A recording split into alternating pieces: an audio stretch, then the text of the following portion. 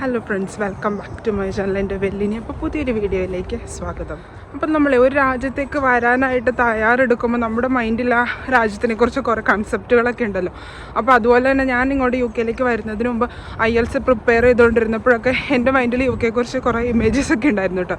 അപ്പോൾ ഞാൻ കണ്ട കുറച്ച് എൻ്റെ മൈൻഡിൽ ഞാൻ കുറച്ച് കാൽക്കുലേറ്റ് ചെയ്ത കാര്യങ്ങൾ ഇവിടെ വന്നതിന് ശേഷം എൻ്റെ മൈൻഡിലെ സ്വപ്നങ്ങളുമായിട്ട് മാച്ച് ചെയ്യുന്നുണ്ടായിരുന്നോ, അതോ ഇവിടെ വന്നതിന് ശേഷം ഞാൻ കണ്ട കാര്യങ്ങൾ എന്താണ്, അങ്ങനെയുള്ള കാര്യങ്ങളൊക്കെ ഡിസ്ക്രൈബ് ചെയ്തൊരു വീഡിയോ എടുക്കാനായിട്ട് വിചാരിച്ചേക്കണം. പിന്നെ വെയിൽസിലെ റിക്രൂട്ട്മെൻറ്റിനെ കുറിച്ച് വീഡിയോ ഇടാമെന്ന് ചോദിച്ചിട്ടുണ്ടായിരുന്നു കേട്ടോ. അപ്പോൾ ഞാൻ ഒന്ന് റിസർച്ച് ചെയ്തിട്ടിടാം. കാരണം എൻ്റെ അറിവനുസരിച്ചിടത്തോളം അവരൊരു പർട്ടിക്കുലർ നമ്പർ ഓഫ് ആൾക്കാർക്ക് വേണ്ടിയായിരുന്നു ഇൻ്റർവ്യൂ നടത്തിക്കൊണ്ടിരുന്നത്. അപ്പോൾ അത് കഴിഞ്ഞോ ഇല്ലയോ എന്ന് എനിക്ക് കറക്റ്റായിട്ട് അറിയില്ല. കഴിഞ്ഞു എന്നാണ് ഞാൻ കേട്ടത്. എന്നാലും ഞാനൊന്ന് കറക്റ്റായിട്ടൊന്ന് അന്വേഷിച്ചിട്ട് വീഡിയോ ഇടാമെന്നിട്ട് വിചാരിച്ചേക്കണത്. അപ്പോൾ ഫസ്റ്റ് ഓഫ് ഓൾ നമ്മൾ യു കെയിലേക്ക് വരുന്നതിന് മുമ്പ് യു കെയെക്കുറിച്ചുള്ള നമ്മുടെ ഒരു സ്വപ്നം എന്ന് പറഞ്ഞിട്ടുണ്ടെങ്കിൽ ഫുള്ള് ഭയങ്കര ഒരു സിറ്റി, ഡെവലപ്ഡ് ആയിട്ടുള്ള ഒരു കൺട്രി ആയതുകൊണ്ട് ഭയങ്കര വലിയൊരു സിറ്റി, കുറേ കെട്ടിടങ്ങൾ, അങ്ങനെയുള്ളൊരു സ്വപ്നമൊക്കെ ആയിരുന്നത്.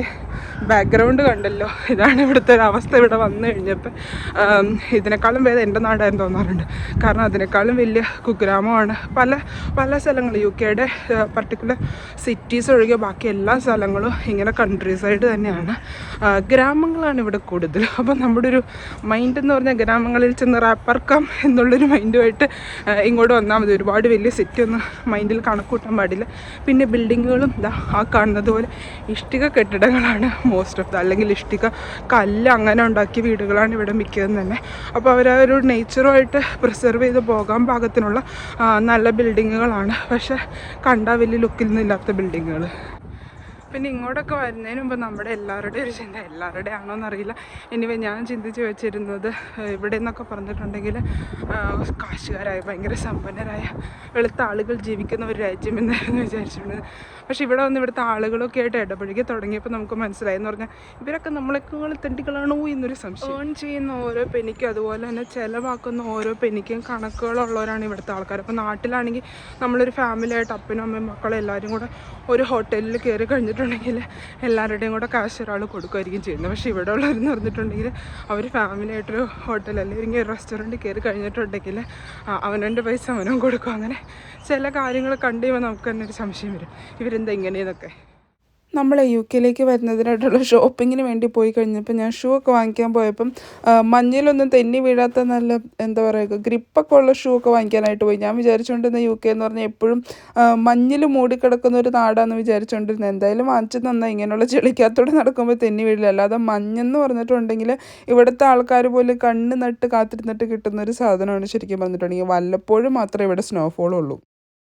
ഹോസ്പിറ്റൽ റിലേറ്റഡ് ഒരു കുഞ്ഞു കാര്യം പറഞ്ഞോണ്ട് കേട്ടോ. നമ്മൾ നാട്ടിലൊരു ശീലം വെച്ചിട്ട് ഇവിടെ വന്നപ്പോൾ ഇത്തിരി പ്രായ അപ്പന്മാരെ അമ്മമാരെ കാണുമ്പോൾ അവർ നടക്കുമ്പോഴൊക്കെ നമ്മൾ കയറി പിടിക്കാനൊക്കെ ശ്രമിക്കുമായിരുന്നു കേട്ടോ. അപ്പോൾ ഇവിടെ വന്നിട്ട് കണ്ടൊരു കാര്യം എന്ന് പറഞ്ഞാൽ ഇവിടുത്തെ ആളുകൾ ഭയങ്കര ഇൻഡിപെൻഡൻ്റ് ആണ്. എത്ര പ്രായമായെങ്കിലും അവർക്ക് കുറച്ചെങ്കിലും നടക്കാൻ ശേഷിയുണ്ടെങ്കിൽ അവർ തന്നെ നടക്കാൻ ശ്രമിക്കും, തന്നെ കാര്യങ്ങൾ ചെയ്യാൻ ശ്രമിക്കും.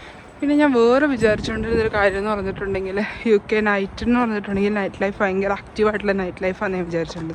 നൈറ്റായി ഇവിടെ ആൾക്കാർ ഒച്ചപ്പാടും ബഹളം പബ്ബ് ഡാൻസ് അങ്ങനെയൊക്കെയാണ് വിചാരിച്ചിട്ടുണ്ടെങ്കിൽ. പക്ഷേ ഇവിടെ ഒരു 5:30 കഴിഞ്ഞിട്ടുണ്ടെങ്കിൽ ഇപ്പം അതിനേക്കാൾ ശോകം വിൻ്ററും കൂടെ ആയതുകൊണ്ട് 5:30-6 മണി കഴിഞ്ഞിട്ടുണ്ടെങ്കിൽ ഒരു പട്ടിക്കുഞ്ഞിനെ പുറത്ത് കാണാനുള്ള എല്ലാ കടകളും കംപ്ലീറ്റ് കടകൾ ക്ലോസ് ആവും. പിന്നെ ഇവിടുത്തെ ആളുകളെന്ന് പറഞ്ഞാൽ ഒന്നെങ്കിൽ അവർ ഫാമിലിയായിട്ട് ടൈം സ്പെൻഡ് ചെയ്യുക, അല്ലെങ്കിൽ ഓരോ റെസ്റ്റോറൻറ്റുകൾ പോലുള്ള സ്ഥലത്തൊക്കെ ആയിരിക്കും ഇവരുടെ ഫാമിലി ഗ്യാതറിങ്. അപ്പോൾ അങ്ങനെയുള്ള സ്ഥലങ്ങളിലായിരിക്കും ഇവർ. അത് വെച്ച് നോക്കുമ്പോൾ ശരിക്കും പറഞ്ഞാൽ നാട് തന്നെ ഭേദമെന്ന് ഞാൻ ആലോചിക്കാറുണ്ട്. കാരണം അത്യാവശ്യം ഒരു സാധനം വാങ്ങിക്കാൻ പുറത്തേക്ക് ഇറങ്ങിയിട്ടുണ്ടെങ്കിൽ ഇഷ്ടംപോലെ കടകൾ, തട്ടുകടകൾ, ഫുഡ് കഴിക്കാനുള്ള ഓപ്ഷൻസ് എല്ലാം നമുക്ക് നാട്ടിലുണ്ട്. ഇവിടെ ഫുഡ് കഴിക്കാനുള്ള ഓപ്ഷൻസ് ഒട്ടില്ലെന്നൊന്നും പറയില്ല.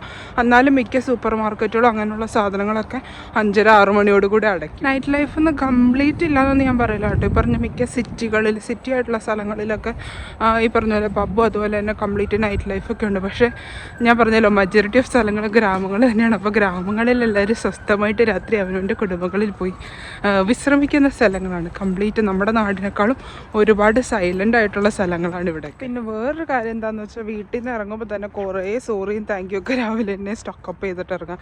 സോറി താങ്ക് യു ഇല്ലാതെ ഈ നാട്ടിൽ നമുക്ക് ജീവിക്കാൻ പറ്റില്ല. ഞാനിപ്പോൾ കണ്ട മേശയിൽ അവിടെ ഇവിടെയൊക്കെ ചെന്ന് ഇടിച്ച് അതിനോട് വരെ സോറി പറയാൻ തുടങ്ങിയിട്ടുണ്ട്. അതാണ് ഇവിടുത്തെ ഒരു അവസ്ഥ. പിന്നെ ഞാൻ വിചാരിച്ചു വെച്ചുകൊണ്ടിരുന്ന ഒരു കാര്യം എന്ന് പറഞ്ഞിട്ടുണ്ടെങ്കിൽ നമ്മുടെ ഇന്ത്യൻ ഫുഡ്, ഇന്ത്യൻ മസാല അങ്ങനത്തെ സാധനങ്ങളൊന്നും ഇവിടെ കിട്ടത്തേ ഇല്ലെന്നാണ് വിചാരിച്ചുകൊണ്ടിരുന്നത്. പക്ഷേ ഫുഡ് നമ്മുടെ എല്ലാ സാധനങ്ങളും ഇവിടെ ഇഷ്ടംപോലെ കിട്ടും കേട്ടോ. ഇത്തിരി എക്സ്പെൻസീവ് ആണെന്നുള്ളൂ. ഇത്തിരി എന്ന് പറഞ്ഞിട്ടുണ്ടെങ്കിൽ ഒരു 3 ഇരട്ടി 4 ഇരട്ടിയൊക്കെ നാട്ടിലത്തേനേക്കാൾ.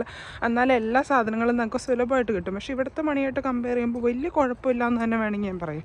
പക്ഷേ എന്നാലും എക്സ്പെൻസീവ് തന്നെയാണ്. പിന്നെ കുക്കിംഗ് ഒക്കെ അറിയാതെ വരുന്ന ഏത് പൊട്ടക്കാളിനെയും കുക്കിംഗ് പഠിപ്പിക്കുന്ന ഒരു നാടാണിത്. കാരണം ഇവിടുത്തെ ഒരു എക്സ്പെൻസ് വെച്ചിട്ട് നമുക്ക് എല്ലാ ദിവസവും ഒന്നും പുറത്തുനിന്നൊന്നും കഴിക്കൽ നടക്കില്ല.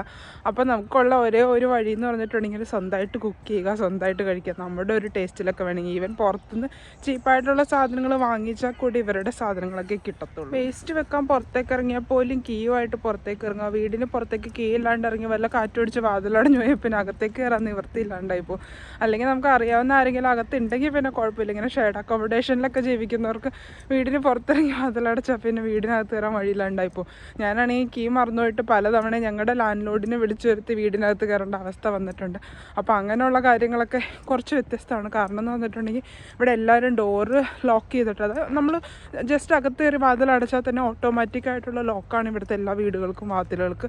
വീടിൻ്റെ വാതിലൊക്കെ എല്ലാവരും ക്ലോസ് ചെയ്ത് വെക്കാറുള്ളൂ, ലോക്ക് ചെയ്ത് വെക്കാറുള്ളൂ. ഒരു വീടിന് പോലും ഓപ്പൺ ആയിട്ടുള്ള ഡോറുകൾ ഉണ്ടാവില്ല കേട്ടോ. 3.5 കോടി 4 കോടി 5 കോടി ഇങ്ങനെ കോടികൾ കൊടുത്ത് നമ്മൾ വാങ്ങുന്ന വീടിൻ്റെയൊക്കെ വലിപ്പം അതിൻ്റെയൊക്കെ ഒരു സ്ട്രക്ചറും കണ്ടിട്ടുണ്ടെങ്കിൽ നമ്മൾ പറയും ഈ പൈസ ഉണ്ടെങ്കിൽ ഞങ്ങളുടെ നാട്ടിൽ മണ്ണിമാളിക പണിയാടാന്ന് പറയുന്നൊരു രീതിക്കാണ് ഇവിടുത്തെ വീട്. അപ്പോൾ ഞാൻ വീട് റിലേറ്റഡ് വീടിൻ്റെ വീഡിയോസ് ഇൻക്ലൂഡ് ചെയ്യാനായിട്ട് നോക്കാം കേട്ടോ. ഇങ്ങനെ നമ്മൾ വെറുതെ നടക്കുമ്പോൾ കുറേ കാര്യങ്ങൾ ഓർമ്മ കിട്ടും. പക്ഷേ വീഡിയോ ചെയ്യാൻ തുടങ്ങുമ്പോൾ പകുതി കാര്യങ്ങൾ ശരിക്കും പറഞ്ഞാൽ മറന്നു. അപ്പോൾ ഇനി ഇന്നത്തെ വീഡിയോ ഇഷ്ടപ്പെട്ടു എന്ന് വിചാരിക്കുന്നു. വീഡിയോ ഇഷ്ടപ്പെട്ട ലൈക്ക്, ഷെയർ, കമൻറ്റ്, സബ്സ്ക്രൈബ് ഒന്നും ചെയ്യാനായിട്ട് മറക്കണ്ട. അപ്പോൾ പുതിയൊരു വീഡിയോ ആയിട്ട് കണ്ടുവരേ.